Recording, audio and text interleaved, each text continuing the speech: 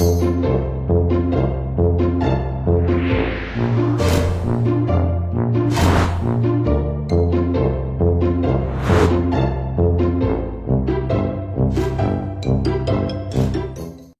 everyone, welcome back to me reading Charlie and the Chocolate Factory by Roald Dahl with Tullamore Libraries.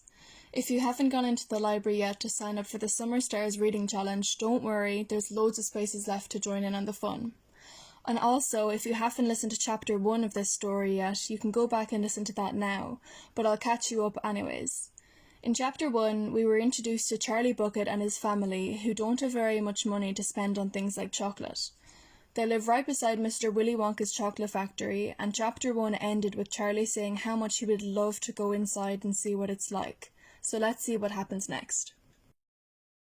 Chapter 2, Mr. Willy Wonka's Factory. In the evenings, after he had finished his supper of watery cabbage soup, Charlie always went into the room of his 4 grandparents to listen to their stories, and then afterwards to say goodnight. Every one of these old people was over 90. They were as shriveled as prunes and as bony as skeletons, and throughout the day, until Charlie made his appearance, they lay huddled in their one bed, 2 at either end, with nightcaps on to keep their heads warm, dozing the time away with nothing to do. But as soon as they heard the door opening and heard Charlie's voice saying, "Good evening, Grandpa Joe and Grandma Josephine and Grandpa George and Grandma Georgina," then all 4 of them would suddenly sit up and their old wrinkled faces would light up with smiles of pleasure, and the talking would begin. For they loved this little boy. He was the only bright thing in their lives, and his evening visits were something that they looked forward to all day long. Often, Charlie's mother and father would come in as well, and stand by the door, listening to the stories that the old people told. And thus, for perhaps an hour every night, this room would become a happy place, and the whole family would forget that it was hungry and poor.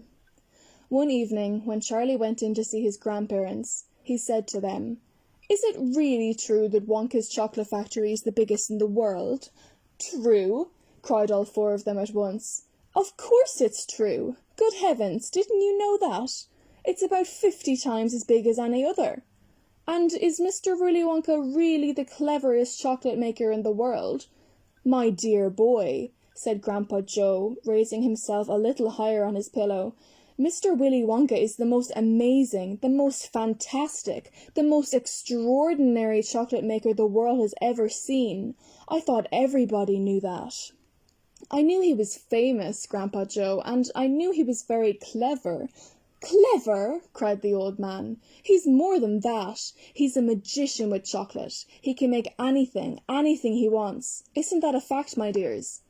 The other 3 old people nodded their heads slowly up and down and said, "Absolutely true, just as true it can be."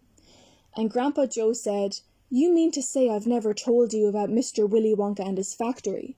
"Never," answered little Charlie. "Good heavens above! I don't know what's the matter with me." "Will you tell me now, Grandpa Joe? Please?" "I certainly will. Sit down beside me on the bed, my dear, and listen carefully." Grandpa Joe was the oldest of the 4 grandparents. He was 96 and a half, and that is just about as old as anybody can be. Like all extremely old people, he was delicate and weak, and throughout the day he spoke very little. But in the evenings, when Charlie, his beloved grandson, was in the room, he seemed in some marvellous way to grow quite young again. All his tiredness fell away from him, and he became as eager and excited as a young boy. "Oh, what a man he is, this Mr. Willy Wonka!" cried Grandpa Joe. "Did you know, for example, that he has himself invented more than 200 new kinds of chocolate bars, each with a different centre, each far sweeter and creamier and more delicious than anything the other chocolate factories can make?" "Perfectly true," cried Grandma Josephine. "And he sends them to all the 4 corners of the earth. Isn't that so, Grandpa Joe?" "It is, my dear, it is. And to all the kings and presidents of the world as well. But it isn't only chocolate bars he makes. Oh dear me, no. He has some really fantastic inventions up his sleeve, Mr. Willy Wonka has. Did you know that he's invented a way of making chocolate ice cream so that it stays cold for hours and hours without being in the refrigerator? You can leave it in lying in the sun all morning on a hot day and it won't go runny. "But that's impossible," said little Charlie, staring at his grandfather. "Of course it's impossible," cried Grandpa Joe. "It's completely absurd. But Mr. Willy Wonka has done it." "Quite right," the others agreed, nodding their heads. "Mr. Willy Wonka has done it." And then again, Grandpa Joe went on, speaking very slowly now so that Charlie wouldn't miss a word. "Mr. Willy Wonka can make marshmallows that taste of violets, and rich caramels that change colour every 10 seconds as you suck them, and little feathery sweets that melt away deliciously the moment you put them between your lips. He can make chewing gum that never loses its taste, and sugar balloons that you can blow up to enormous sizes before you pop them with a pin and gobble them up. And, by the most secret method, he can make lovely bluebirds' eggs with black spots on them, and when you put one of these in your mouth, it gradually gets smaller and smaller until suddenly there is nothing left except a tiny little pink sugary baby bird sitting on the tip of your tongue." Grandpa Joe paused and ran the point of his tongue slowly over his lips. "It makes my mouth water just thinking about it," he said. "Mine too," said little Charlie, "but please go on." While they were talking, Mr. and Mrs. Bucket, Charlie's mother and father, had come quietly into the room, and now both were standing just outside the door, listening. "Tell Charlie about that crazy Indian prince," said Grandma Josephine. "He'd like to hear that." "You mean Prince Pondicherry," said Grandpa Joe, and he began chuckling with laughter. "Completely dotty," said Grandpa George. "But very rich," said Grandma Georgina.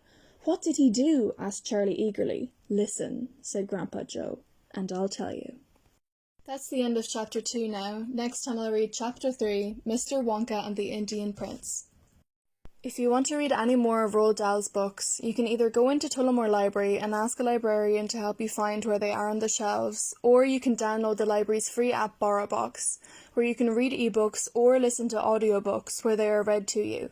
They have a great selection of Roald Dahl books and loads of other stories to read for your Summer Stars Challenge.